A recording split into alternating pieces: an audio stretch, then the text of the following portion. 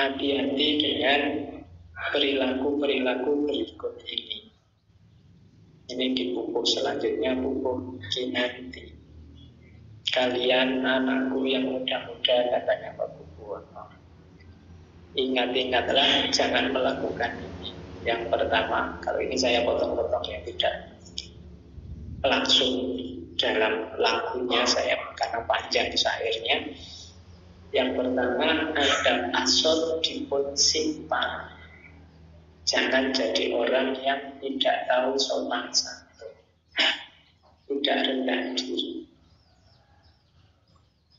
Tidak ada gunanya ilmumu, setinggi apapun kecerdasanmu, kemampuanmu berpikir.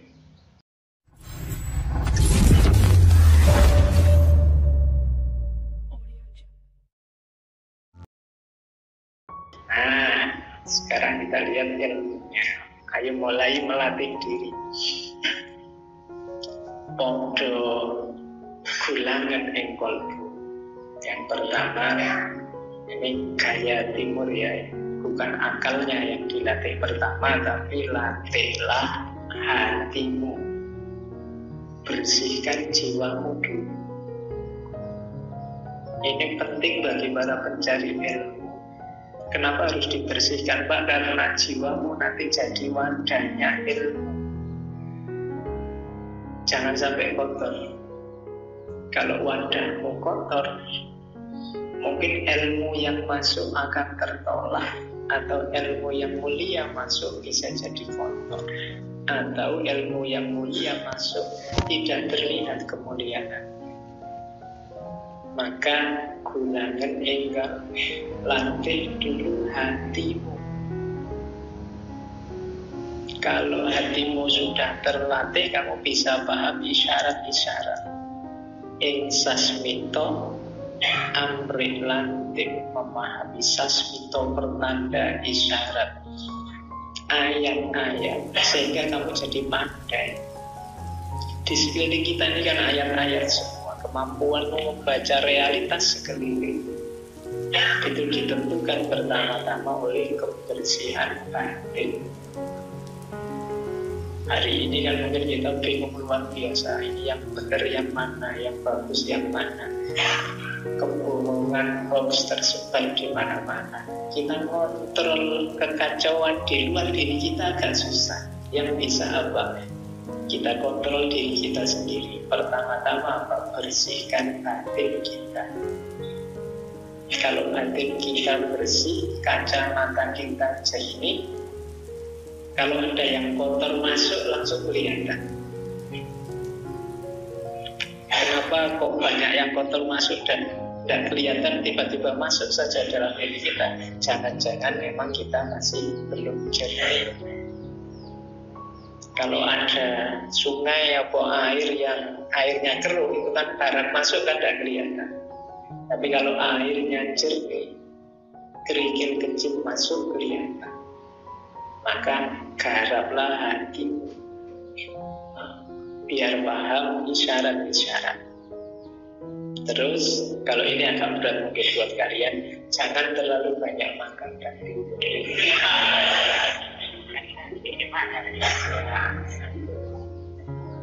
Ya, susah ya ini kamu.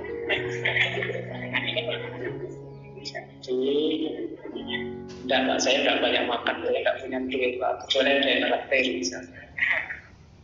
Jangan terlalu banyak tidur juga. Kalau orang Jawa kan selalu mengajarkan tirakat.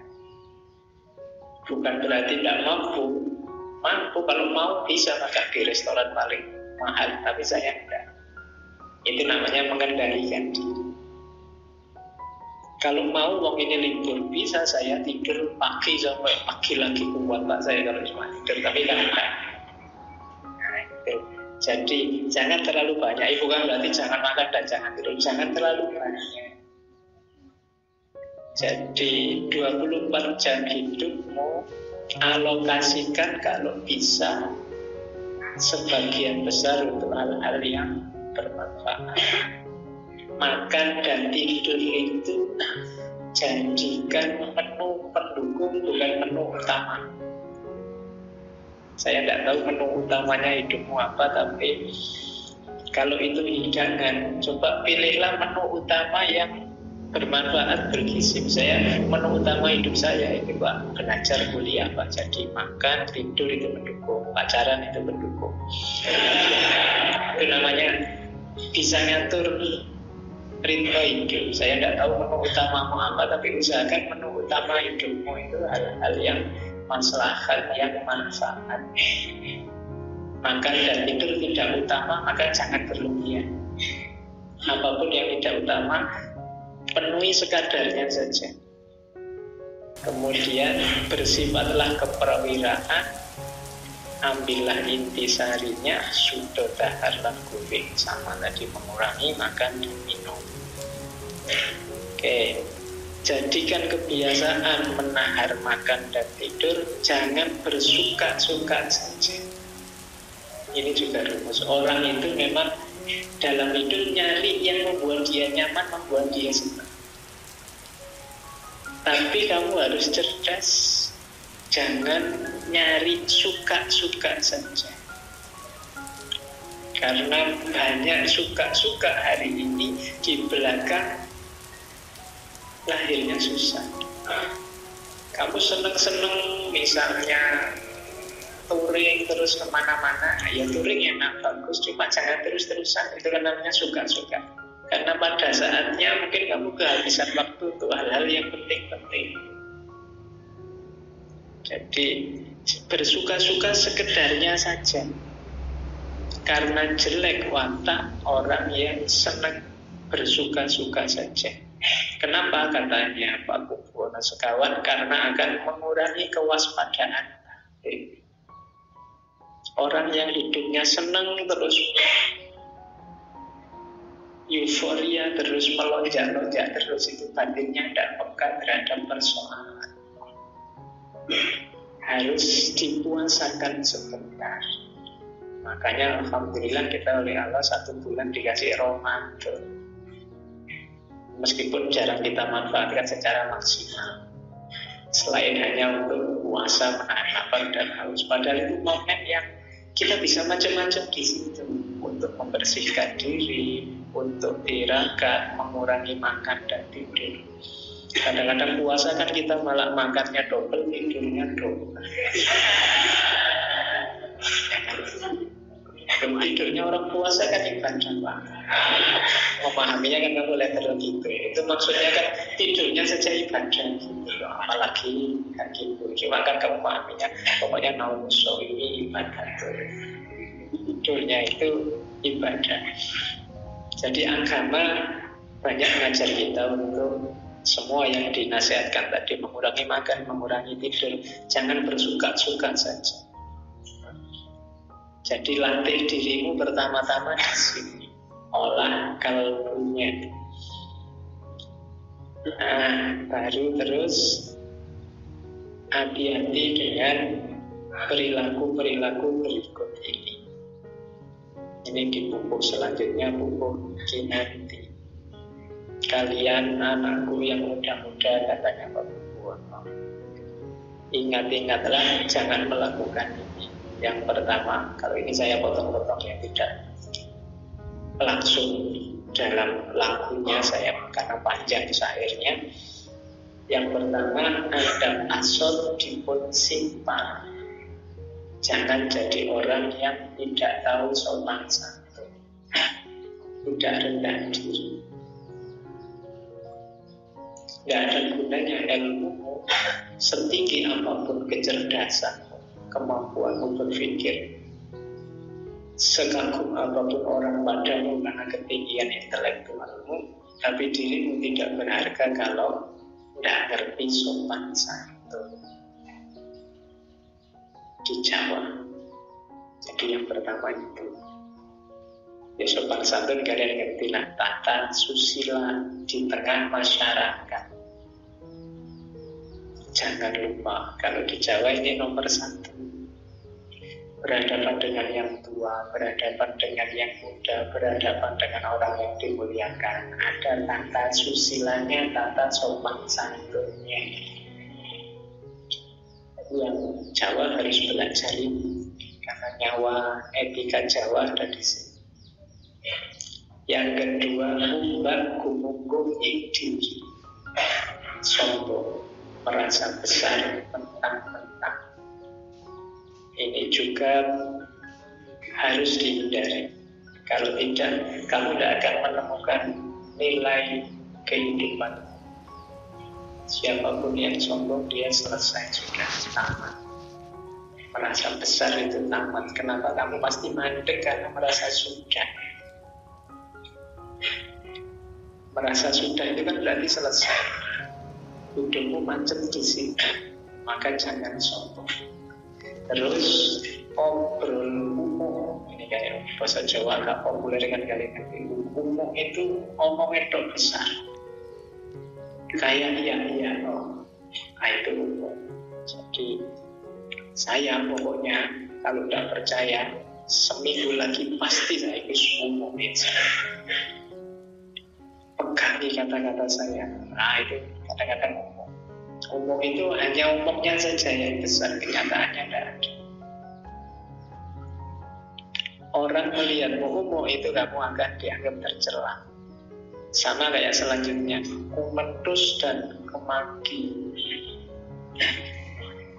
Kamu mungkin sering dengar istilah ini ya, kementus sama kemaki. Jadi ini tidak ngerti kayak ngerti oh. Tidak bisa kayak bisa. Itu namanya kementus, kemaki. Jadi sok baru baca buku filsafat 1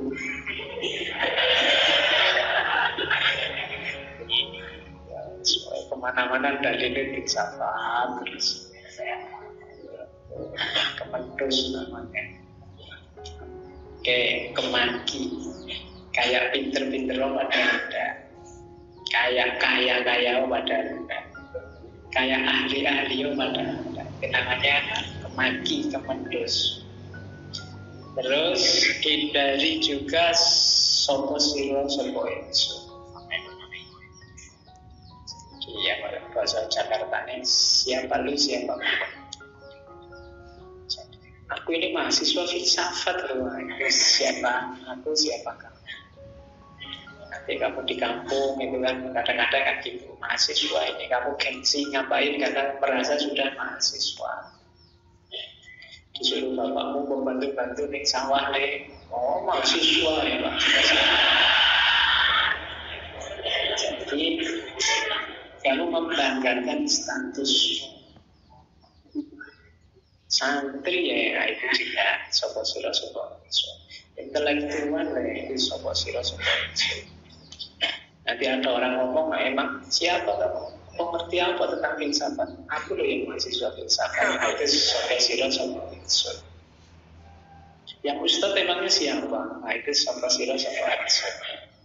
Yang dosen aku apa kamu? Nah itu sopo siro.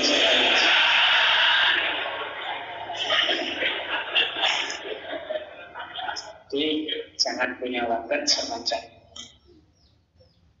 angaluyan sarto edil sama juga sombong. Sugih umus nanging den sambar makole. Banyak bicara tidak ada gunanya. Ini juga hari ini kan sering begitu orang itu ngomongnya dipaksa panjang padahal intinya sedikit. Kan banyak sekarang kan. Mungkin ngaji ini termasuk itu.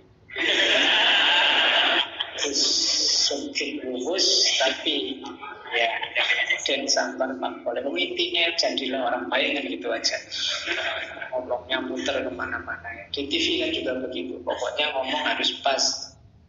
Waktunya iklan kalau memang masih panjang dipotong, kalau perlu dipanjang-panjangkan. Nah, itu sugih umus naik dan sambar makole. Bukan fungsi dan manfaatnya tapi kuantitasnya. Terus modo amroso pinter pribadi, mencela karena merasa diri pandai. Oh, kamu tidak ngerti, memang orang kecil, kamu ngerti apa itu? Merasa dirinya yang pandai. Terus orang lain dicela, dijelek-jelekan. Nah ini bukan perilaku utama. Ada lagi dahwen open. Dahwen open itu mencela, padahal sebenarnya dia mau. Misalnya kamu nembak tapi ditolak, terus kamu bilang alah, anak itu memang biasanya, terus kamu jelek-jelekan padahal kamu mau sebenarnya. Itu namanya dahwen open. Ya, jadi kamu celah sesuatu atau seseorang padahal kamu ada pamrihnya, padahal sebenarnya kamu juga mau, hanya saja kamu nggak bisa memperolehnya. Kamu nyalon jadi ketua apa terus nggak jadi, alah jabatan ketua itu jabatan dunia, padahal sebenarnya kamu tidak, hanya nggak dapat saja. Itu namanya dahwen open. Beda kesatria, kalau iya kalau tidak dahwen open nih, karena dia nggak dapat terus dicela. Oke, alah kayak gitu aja, aku dapat yang lebih bagus, lebih cantik bisa kalau cuma. Nah itu dahwen open, mencela padahal dia menginginkan. Jadi perilaku-perilaku ini hindarilah, membuat dirimu tampak rendah di tengah masyarakat. Jadi ini membuatmu jauh dari kemuliaan.